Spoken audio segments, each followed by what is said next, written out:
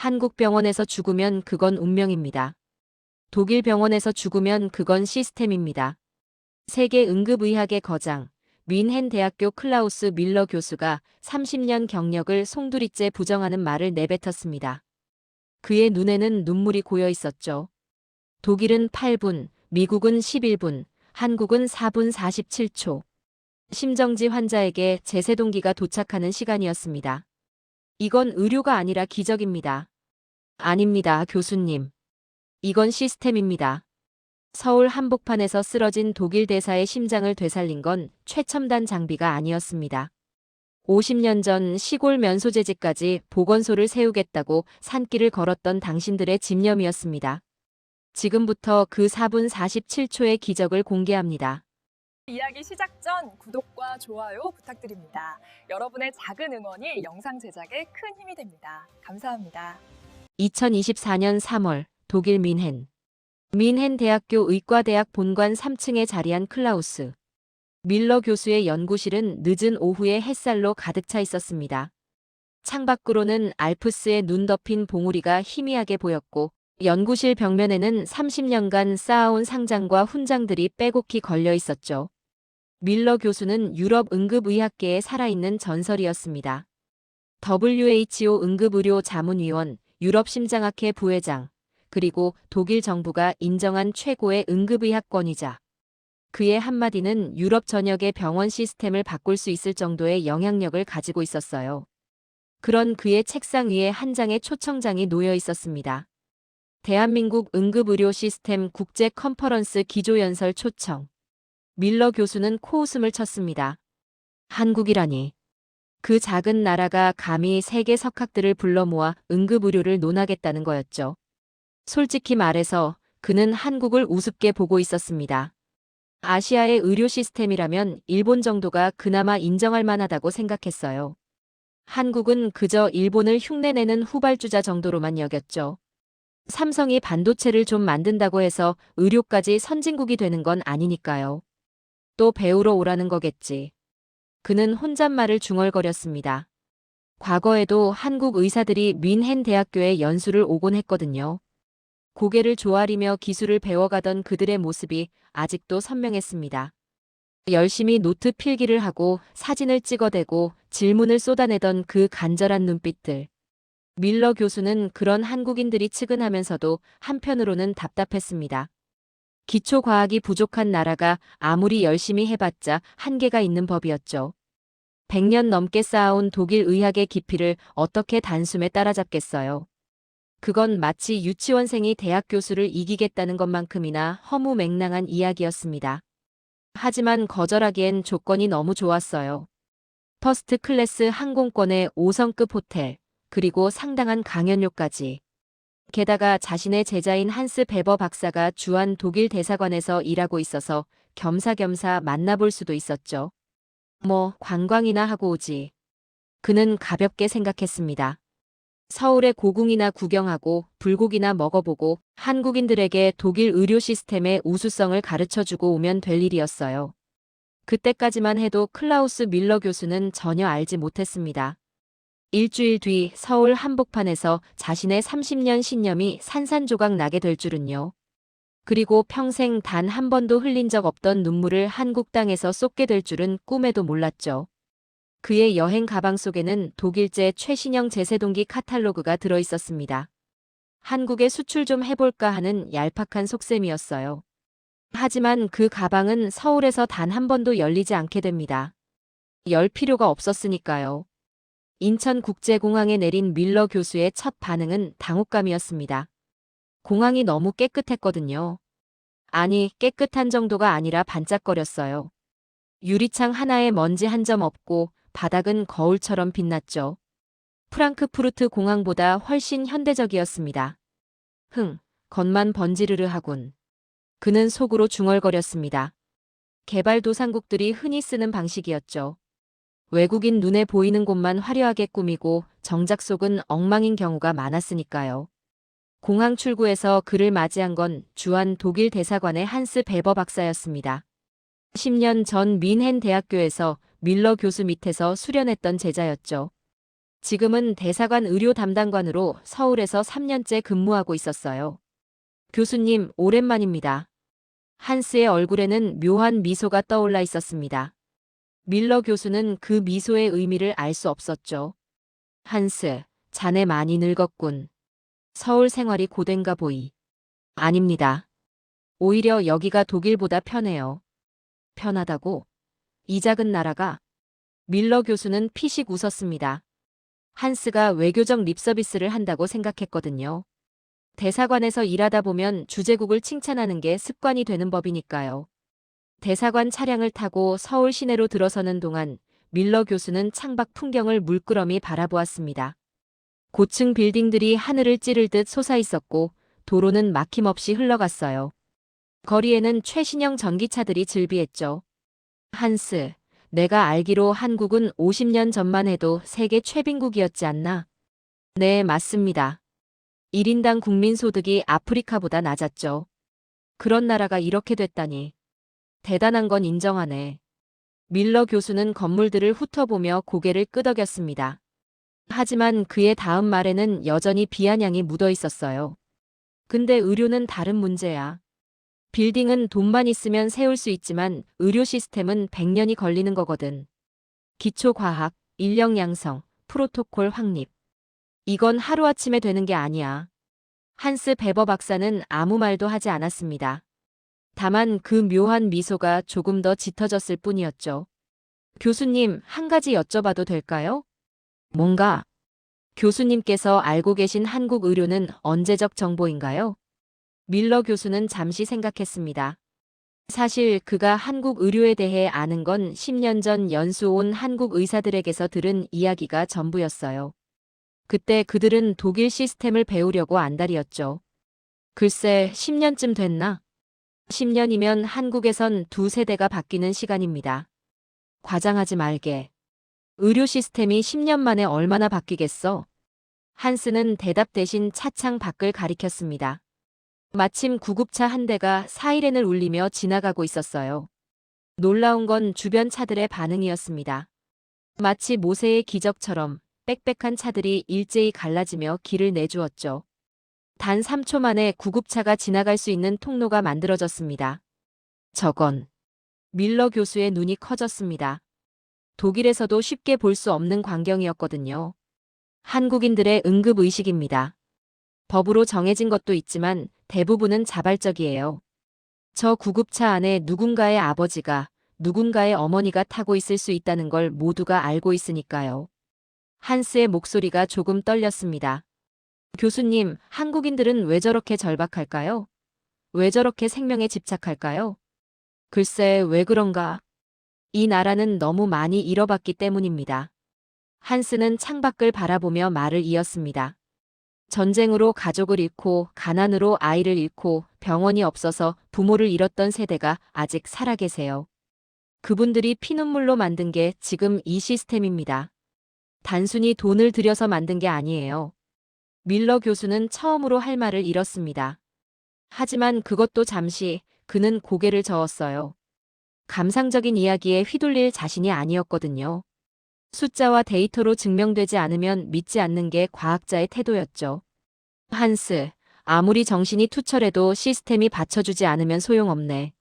내일 컨퍼런스에서 직접 확인해보지. 그는 자신만만하게 말했습니다. 그때까지만 해도 밀러 교수는 몰랐어요. 내일이 아니라 바로 오늘 밤 그의 눈앞에서 그 시스템이 작동하게 될 줄은요. 그리고 그 시스템이 구하게 될 사람이 바로 자신의 오랜 친구라는 사실도요. 그날 저녁 서울 중심부의 한 고급 레스토랑에서 만찬이 열렸습니다. 주한 독일 대사 프리드리히 슈미트가 밀러 교수를 위해 마련한 환영 자리였죠. 프리드리히 대사는 밀러 교수와 40년 지기 친구였어요. 대학 시절 같은 기숙사를 썼고 서로의 결혼식에서 축사를 했으며 자녀들끼리도 친하게 지내는 사이였습니다. 클라우스, 자네가 서울에 오다니. 감개무량하군. 프리드리히 대사는 와인잔을 들어올리며 환하게 웃었습니다. 65의 나이에도 정정한 체격을 자랑하는 그였지만 밀러 교수의 눈에는 어딘가 피곤해 보였어요. 프리드리히, 자네 얼굴이 좀 안 좋아 보이는데. 건강은 괜찮은 건가? 아, 요즘 업무가 좀 많아서 그래.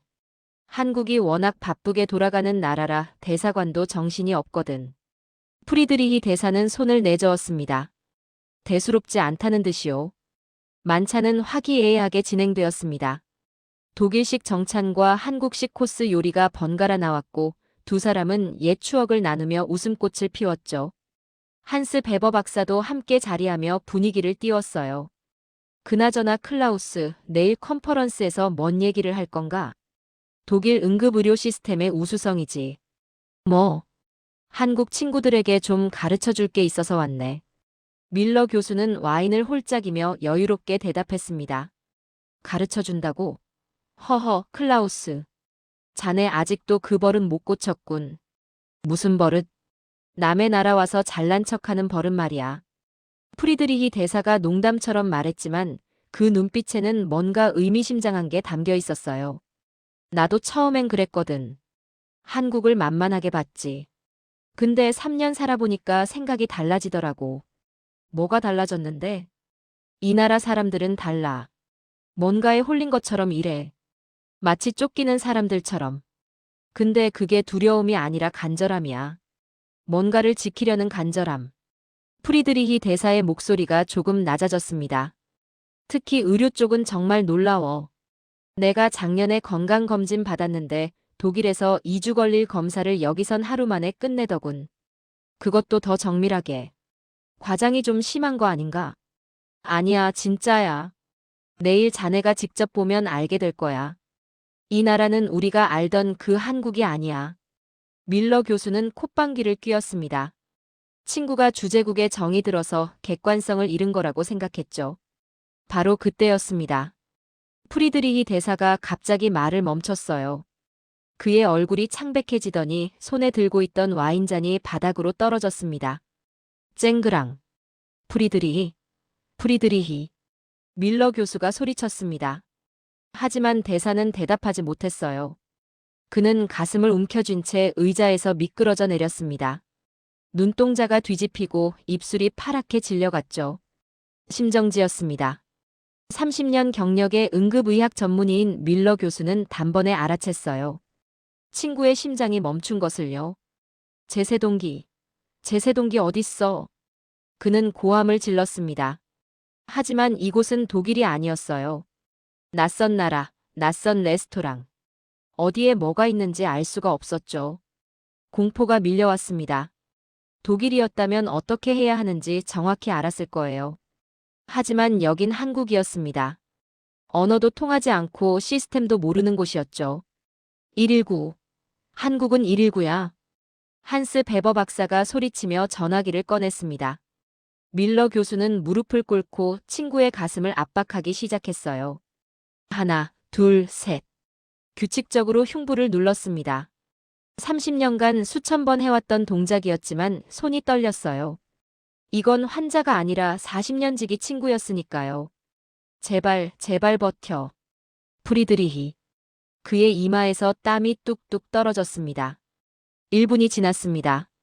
친구의 얼굴은 점점 더 창백해져 갔어요. 2분이 지났습니다. 여전히 반응이 없었죠. 밀러 교수의 머릿속에서 냉정한 의사의 목소리가 들려왔습니다. 심정지 후 4분이 지나면 뇌 손상이 시작된다. 10분이 지나면 소생 확률은 10% 이하로 떨어진다. 독일에서 구급차가 도착하는 평균 시간은 8분. 여긴 한국이다.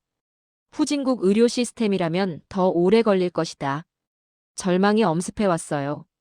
그때 레스토랑 입구에서 누군가 달려오는 발소리가 들렸습니다. 밀러 교수는 고개를 들었어요. 시계를 봤습니다. 119에 전화한 지 정확히 3분 47초. 믿을 수 없었습니다. 레스토랑 문이 벌컥 열렸습니다. 2명의 구급 대원이 뛰어들어왔어요. 한 명은 주황색 구급 가방을 메고 있었고 다른 한 명은 노란색 장비 박스를 들고 있었죠. 그들의 움직임은 물 흐르듯 자연스러웠습니다. 환자 상태 알려주세요. 젊은 여성 구급대원이 유창한 영어로 물었습니다. 밀러 교수는 순간 멍해졌어요. 한국 구급대원이 영어를 한다고?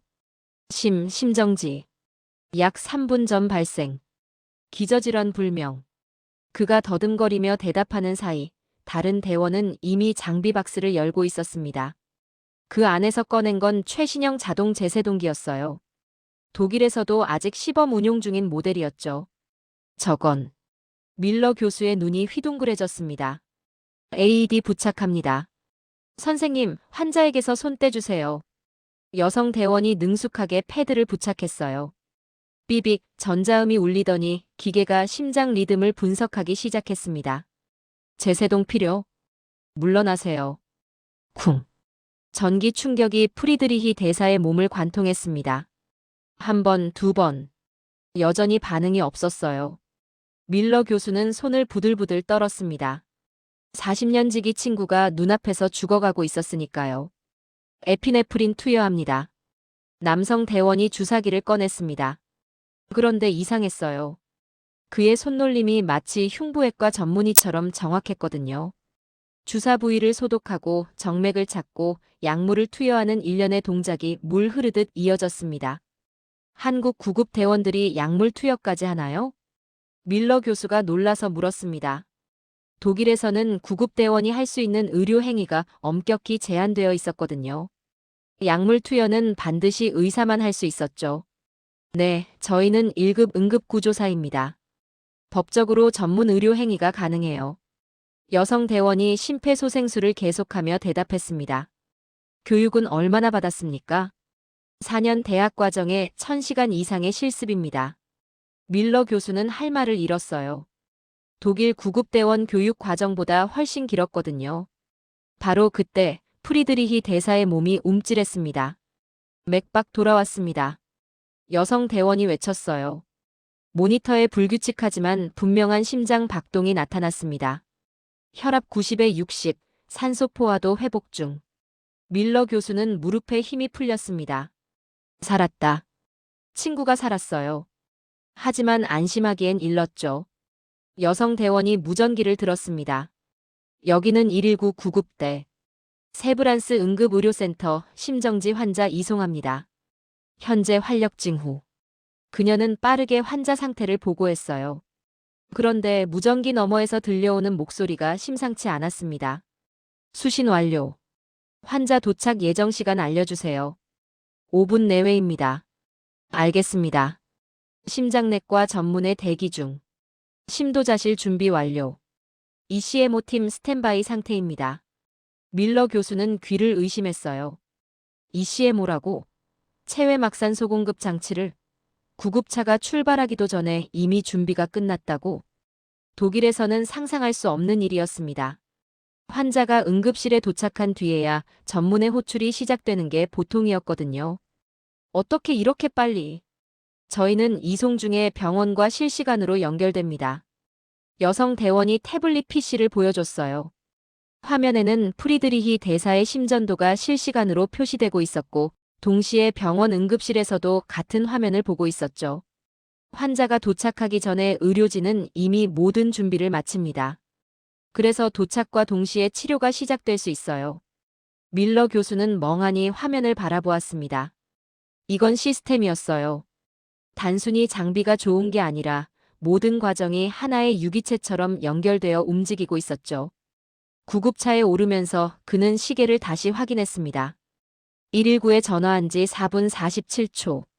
그 사이에 구급대원이 도착했고 제세동을 실시했고 약물을 투여했고 심장을 되살렸고 병원과 연결해서 전문의 팀까지 대기시켰습니다. 독일에서 같은 일을 하려면 최소 15분은 걸렸을 거예요. 밀러 교수는 구급차 안에서 친구의 손을 잡았습니다. 아직 차갑지만 분명히 살아있는 손이었죠. 그의 눈시울이 뜨거워졌어요. 30년간 쌓아온 자신의 상식이 무너지는 소리가 들리는 것 같았습니다. 구급차가 병원에 도착했을 때 밀러 교수는 또 한 번 충격을 받았습니다. 응급실 입구에 이미 의료진이 대기하고 있었거든요. 흰 가운을 입은 의사 2명, 간호사 3명, 그리고 이동식 침대를 끌고 있는 보조 인력까지. 마치 국가 정상이 방문한 것처럼 완벽한 영접 태세였죠. 프리드리히 슈미트 환자 65세 남성, 심정지 후 현장 소생. 현재 활력 징후. 구급대원이 보고를 시작하자마자 의료진이 움직였어요. 환자를 구급차에서 이동식 침대로 옮기는 데 걸린 시간은 정확히 8초. 단 한 번의 헛손질도 없었습니다. 심도자실 직행합니다. 침대가 복도를 질주하기 시작했어요. 밀러 교수는 뒤따라 뛰었습니다. 숨이 찼지만 멈출 수 없었죠. 친구 곁을 떠날 수 없었으니까요. 복도를 달리는 동안 그는 천장에 설치된 대형 모니터를 보았습니다. 화면에는 프리드리히 대사의 심전도와 각종 수치가 실시간으로 표시되고 있었어요. 그리고 그 옆에는 놀라운 문구가 떠 있었죠. 심도자실 준비 완료. 예상 시술 시작 시간 환자 도착 후 2분. 2분이라고? 독일에서는 환자가 응급실에 도착한 뒤 심도자실까지 가는 데만 최소 20분이 걸렸어요. 전문의를 호출하고 장비를 준비하고 팀을 꾸리는데 시간이 필요했으니까요. 그런데 여기서는 환자가 도착하기도 전에 모든 게 준비되어 있었습니다. 심도자실 문이 열렸어요. 그 안에서 본 광경에 밀러 교수는 발걸음을 멈췄습니다. 수술실 같은 공간에 첨단 장비들이 즐비했죠.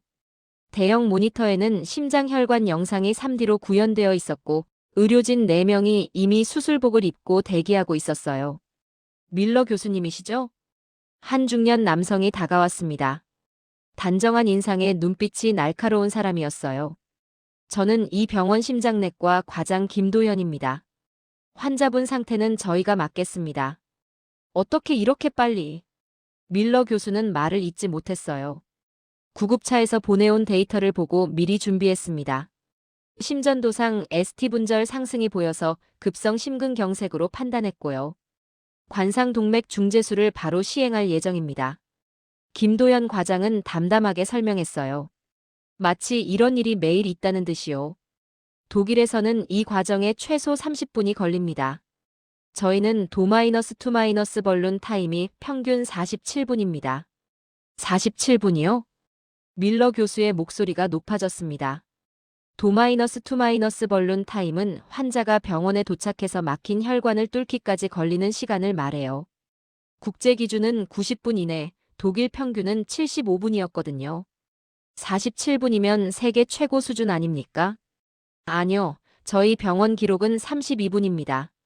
오늘은 좀 더 빠를 것 같네요. 김도현 과장이 미소 지었어요. 자만이 아니라 확신에서 나오는 미소였죠. 어떻게 이게 가능한 거죠? 시스템이 어떻게 돌아가는 겁니까? 밀러 교수가 다급하게 물었습니다. 30년 경력의 자존심 따윈 이미 안중에도 없었어요. 지금 그의 눈앞에서 벌어지는 일은 교과서를 다시 써야 할 수준이었으니까요. 간단합니다. 저희는 기다리지 않습니다. 김도현 과장이 모니터를 가리켰어요. 환자가 119에 전화하는 순간부터 병원 시스템이 가동됩니다. 구급차가 현장으로 출발할 때 저희는 이미 환자 정보를 받아요. 구급대원이 첫 심전도를 찍으면 그 데이터가 실시간으로 전송되죠. 저희는 구급차 안에서 무슨 일이 벌어지는지 전부 봅니다. 그는 화면을 전환했어요. 서울 전역에 지도가 나타났고 수십 개의 점들이 움직이고 있었습니다. 지금 서울에서 운행 중인 모든 구급차입니다. 각 구급차의 위치, 환자 상태, 목적지 병원이 실시간으로 공유됩니다. 환자가 도착하기 전에 저희는 이미 모든 준비를 마치죠. 밀러 교수는 멍하니 화면을 바라보았습니다. 이건 단순히 장비의 문제가 아니었어요. 돈을 쏟아부어서 될 일도 아니었죠. 수십 년간 쌓아온 시스템, 인력, 그리고 매 순간 생명을 살리겠다는 절박함이 만들어낸 결과물이었습니다.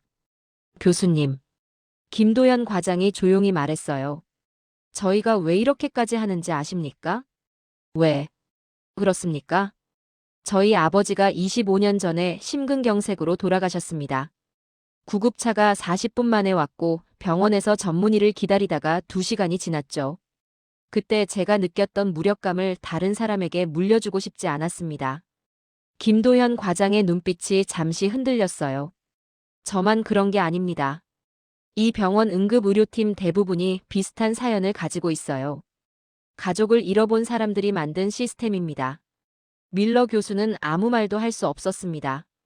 그때 수술실 안에서 소리가 들려왔어요. 혈관 확보했습니다. 스텐트 삽입 시작합니다. 시계를 보니 병원 도착 후 정확히 28분이 지나 있었습니다. 세계 기록이었죠.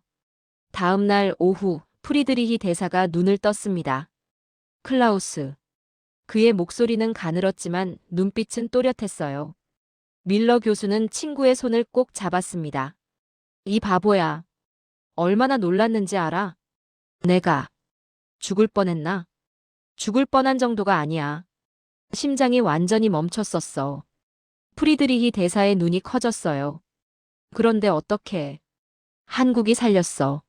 한국 응급 시스템이 널 살린 거야. 밀러 교수는 어젯밤 일을 들려주었습니다. 4분 만에 도착한 구급대원, 실시간으로 연결된 병원, 28분 만에 완료된 시술. 프리드리히 대사는 말없이 듣다가 창밖을 바라보았어요. 클라우스, 내가 자네한테 뭐라고 했었지? 뭘 말하는 건가? 이 나라는 우리가 알던 그 한국이 아니라고. 그 말. 밀러 교수는 쓴웃음을 지었습니다. 그래, 자네 말이 맞았어. 완전히. 프리드리히 대사가 천천히 고개를 돌렸어요. 그의 눈가가 촉촉해져 있었습니다. 클라우스, 나 이 나라에서 3년 살면서 많은 한국인을 만났어. 장관도 만나고 기업인도 만나고 학자도 만났지. 그런데 가장 기억에 남는 건 따로 있어. 누군데? 대사관 앞에서 청소하시는 할머니야. 밀러 교수는 의아한 표정을 지었어요. 그 할머니가 어느 날 내게 그러시더라고. 자기는 어릴 때 배가 고파서 풀뿌리를 캐먹었대. 전쟁 때 부모님을 잃고 10살에 남의 집에서 식모살이를 했대. 배울 기회도 없었고 병원 한 번 가본 적이 없었대. 프리드리히 대사의 목소리가 떨렸습니다. 그런데 그 할머니가 뭐라고 했는지 알아? 자기는 행복하대. 자기 손주는 대학에 다니고 아프면 병원에 갈 수 있으니까. 자기 세대가 고생한 덕분에 손주 세대는 그렇게 안 살아도 되니까. 밀러 교수는 말을 잃었어요. 그분들이야. 클라우스. 저 시스템을 만든 사람들은 대단한 학자나 정치인이 아니야. 평생 배고프고 춥고 아팠던 사람들이 자식 세대만큼은 그렇게 살지 않게 하려고 이를 악물고 만든 거야. 프리드리히 대사가 밀러 교수의 손을 잡았습니다. 오늘 나를 살린 건 그분들이야. 70년 전에 폐허에서 벽돌을 나르고 50년 전에 독일 탄광에서 석탄을 캐고 40년 전에 중동 사막에서 땀 흘렸던 그분들. 그분들의 눈물과 땀이 오늘 내 심장을 다시 뛰게 한 거야. 밀러 교수의 눈에서 눈물이 흘러내렸습니다. 그는 어젯밤 병원 복도에서 봤던 흑백 사진을 떠올렸어요. 누더기 가운을 입고 서 있던 젊은 의사들. 아무것도 없던 시절, 맨손으로 환자를 살리겠다고 다짐했던 그들. 그들이 이제는 백발의 노인이 되어 어딘가에서 살고 있겠죠. 자신들이 만든 기적을 모른 채로요. 프리드리히, 나 오늘 컨퍼런스에서 연설해야 해. 연설? 자네 컨디션이. 괜찮아. 아니, 꼭 해야겠어. 해야만 해. 밀러 교수는 자리에서 일어났습니다. 그날 저녁 서울 코엑스 컨벤션 센터. 대강당에는 전 세계에서 온 500명의 의료 전문가들이 자리를 채우고 있었어요. 밀러 교수가 단상에 올랐습니다. 원래 준비했던 원고는 버렸어요. 그는 텅 빈 손으로 마이크 앞에 섰습니다. 저는 30년간 독일 응급의료 시스템이 세계 최고라고 믿었습니다.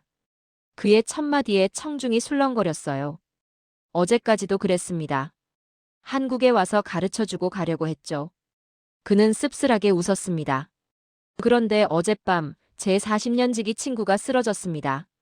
심장이 멈췄어요. 저는 아무것도 할 수 없었습니다. 세계적인 응급의학 권위자라는 사람이 낯선 나라에서 친구가 죽어가는 걸 지켜볼 수밖에 없었어요. 강당이 조용해졌습니다. 그런데 한국이 제 친구를 살렸습니다. 4분 만에 구급대원이 왔고 28분 만에 심장수술이 끝났습니다. 독일에서는 꿈도 못 꿀 숫자입니다. 그는 청중을 둘러보았어요. 저는 오늘 여러분께 사과드리러 왔습니다. 한국을 얕본 제 오만함을요. 그리고 한 가지 진실을 말씀드리러 왔습니다. 밀러 교수의 목소리가 떨리기 시작했어요. 이 기적 같은 시스템을 만든 건 대단한 천재들이 아닙니다. 70년 전 전쟁의 폐허에서 식구를 잃고 배고픔에 풀뿌리를 캐먹으면서도 내 자식만큼은 이렇게 살지 않게 하겠다고 이를 악물었던 한국의 어버이들입니다. 그의 눈에서 눈물이 흘러내렸습니다. 그분들의 땀방울이 병원이 되었고 눈물이 구급차가 되었고 피가 생명을 살리는 시스템이 되었습니다. 강당 여기저기서 훌쩍이는 소리가 들려왔어요. 한국의 어르신들, 들어주십시오. 밀러 교수가 카메라를 바라보며 말했습니다. 당신들이 흘린 땀이 헛되지 않았습니다. 당신들이 세운 나라가 이제 세계를 구하고 있습니다. 저처럼 오만했던 사람의 눈을 뜨게 하고 있습니다. 그는 깊이 허리를 숙였습니다. 감사합니다. 진심으로 감사합니다. 10초간의 침묵이 흘렀어요. 그리고 우레와 같은 박수가 터져나왔습니다.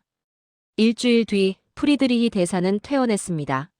밀러 교수는 친구와 함께 병원 로비에 서 있었어요. 떠나기 전 그는 마지막으로 한 곳을 들르고 싶다고 했죠. 응급의료센터 앞이었습니다. 여기서 기다려줘. 밀러 교수는 혼자 안으로 들어갔어요.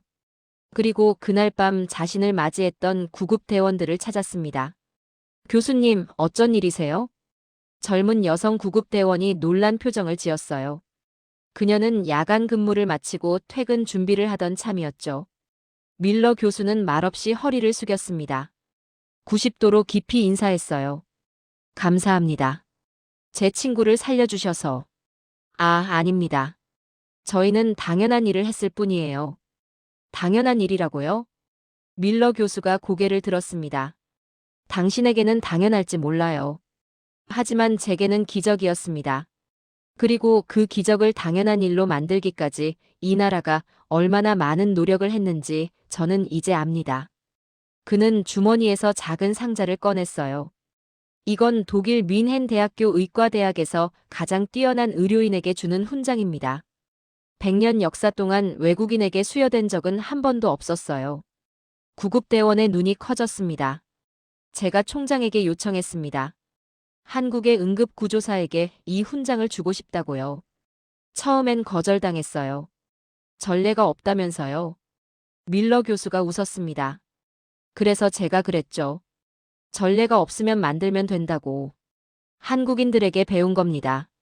그는 상자를 구급대원에게 건넸어요. 당신뿐 아니라 대한민국 모든 응급의료인을 대표해서 받아주십시오. 그리고 이 시스템을 만든 선배들, 밤새 환자 곁을 지키는 동료들, 앞으로 이 길을 걸어갈 후배들 모두에게 전해주십시오. 구급대원의 눈에서 눈물이 흘러내렸습니다. 공항으로 가는 차 안에서 밀러 교수는 창밖을 바라보았습니다. 서울의 거리는 여전히 분주했어요. 사람들은 바쁘게 걸었고 차들은 쉴 새 없이 달렸죠. 그런데 이제는 그 풍경이 다르게 보였습니다. 저 사람들 하나하나가 누군가의 아버지이고 어머니이고 자식이구나. 그리고 이 나라는 그 한 사람 한 사람을 지키기 위해 이토록 치열하게 시스템을 만들었구나. 클라우스, 무슨 생각해? 프리드리히 대사가 물었어요. 돌아가면 할 일이 많아서. 무슨 일? 독일 응급의료 시스템을 바꿔야지. 한국처럼은 못해도 최소한 따라가려고 노력은 해야겠어. 밀러 교수가 웃었습니다. 그리고 한 가지 더. 뭔데? 매년 한국에 올 거야. 배우러. 늙은 학생이 됐으니까 죽을 때까지 공부해야지. 프리드리히 대사가 웃음을 터뜨렸어요. 자네다운 결심이군. 공항에 도착했습니다. 출국장으로 들어가기 전 밀러 교수는 마지막으로 뒤를 돌아보았어요. 한스 베버 박사가 손을 흔들고 있었습니다. 그 뒤로 서울의 하늘이 맑게 펼쳐져 있었죠. 잘 가게, 클라우스. 그리고 고마워. 내가 뭘 했다고.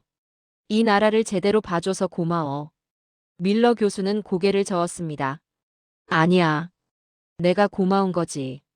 눈을 뜨게 해줘서. 그는 출국장으로 걸어 들어갔습니다. 비행기가 이륙했습니다.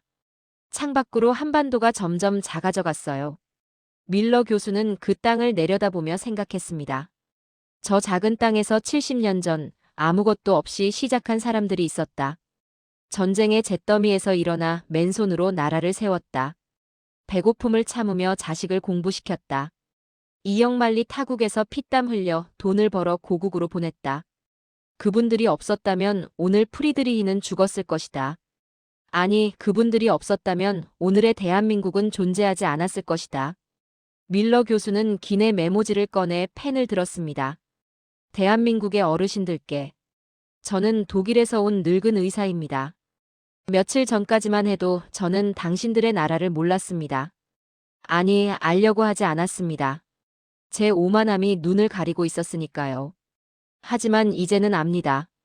당신들이 얼마나 아프셨는지, 배고프셨는지, 외로우셨는지, 그러면서도 왜 포기하지 않으셨는지. 당신들의 손에는 굳은 살이 박혀 있을 것입니다. 당신들의 무릎은 닳아 있을 것입니다. 당신들의 허리는 굽어 있을 것입니다. 하지만 그 굳은 살이, 그 닳은 무릎이, 그 굽은 허리가 오늘 제 친구의 생명을 살렸습니다. 당신들이 흘린 땀방울 하나하나가 병원이 되고 구급차가 되고 생명을 구하는 시스템이 되었습니다. 어르신들, 부디 아셔주십시오. 당신들의 고생이 헛되지 않았습니다. 당신들이 세운 나라가 세계를 놀라게 하고 있습니다. 당신들의 손주들은 이제 당당히 세계 무대에서 인정받고 있습니다. 그러니 부디 자랑스러워 하셔도 됩니다. 아니, 자랑스러워 하셔야 합니다. 당신들은 기적을 만든 분들이니까요. 진심으로 존경합니다. 그리고 감사합니다. 독일에서 클라우스 밀러 올림. 비행기 창밖으로 구름이 흘러갔습니다. 그 구름 아래 어딘가에서 오늘도 한국의 구급차가 달리고 있겠죠. 누군가의 심장이 다시 뛰기 시작하겠죠. 그리고 어느 시골 마을의 작은 집에서는 백발의 할머니가 손주의 전화를 받으며 환하게 웃고 계시겠죠. 그분은 모르실 거예요. 자신이 70년 전 흘린 땀 한 방울이 오늘 지구 반대편 누군가의 생명을 살렸다는 것을요. 하지만 괜찮습니다. 저희가 기억하고 있으니까요. 당신들이 만든 기적을 저희가 평생 잊지 않을 테니까요.